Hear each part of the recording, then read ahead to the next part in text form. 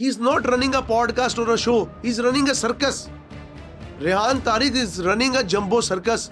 और सर्कस में लोग जाके क्या देखते हैं? तमाशा देखते हैं। और यहाँ पे तमाशा हो रहा है इज्जतों का, ओहदों का, मिजाज का, आपकी सोच का, आपके अंदर पनपने वाले तमाम ख्यालात का तमाशा करता है वो बंदा। लेकिन इसमें फिर अवाम का भी तो देखें, जो लोग आ रहे हैं, जो टिकटॉकर्स आते हैं या जितने भी लोग आते हैं, क्या वो मेंटली प्रिपेयर नहीं होते इन सवालों के लिए? या वो लाइव शो में अगर उनसे इस एक तरह भी का सवाल मेंटल किए- प्रिपेयर बंदे को ये बिठा लेगा ना, उस दिन इसको लग पता जाएगा। ये बिठाता ही इन लोगों का है।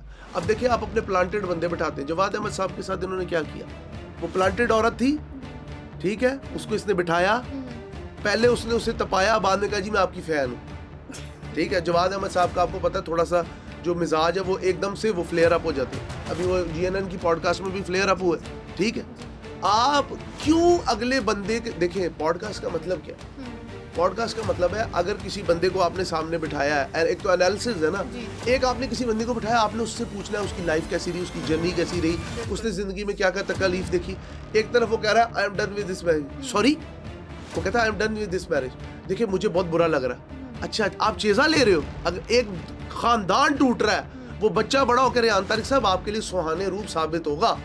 वो कहेगा कि ये बंदा वजह बना मेरे माँ बाप के दरमियान तलखियां बढ़ने की।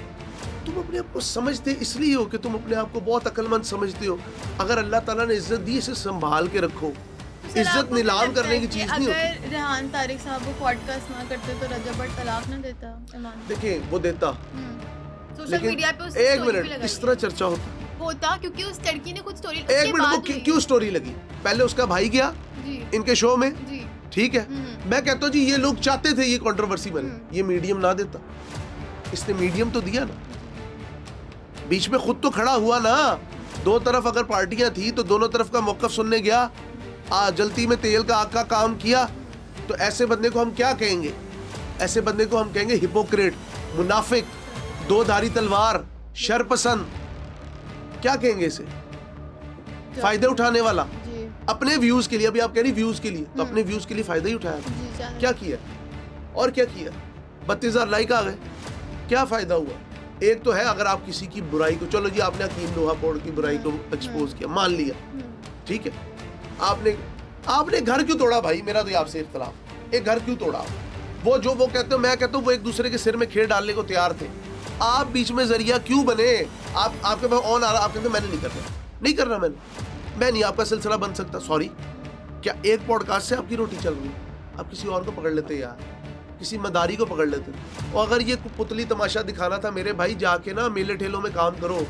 तुम्हारे जैसे लोग ना वो जंपिंग कासल चलाते हैं छोटे शहरों में, और तुम यहाँ पे आके ये हरकतें कर रहे हो। बात वही है ना कि बीइंग अ जर्नलिस्ट, आपके जो चैनल्स होते हैं वो, जैसे अगर हम भी वीडियोस बनाएं तो हमारी कोशिश होती है ट्रेंडिंग। अब एक इशू तो है, सोसाइटी का एक इशू है। आप रजब भट्ट को गाली रजब भट्ट सोसाइटी का इशू है क्योंकि उसको लोग देख रहे हैं। रजब भट्ट सोसाइटी का इशू इस तरह है तफसील के वो अगर आपकी यंग जनरेशन को खराब कर रहा है, बिल्कुल इस तरह इशू है। अगर रजब भट्ट पैसे की बहुत ज्यादा नुमाइश कर रहा है, उससे गरीब आदमी की दिल आजारी हो रही है, इस तरह इशू है।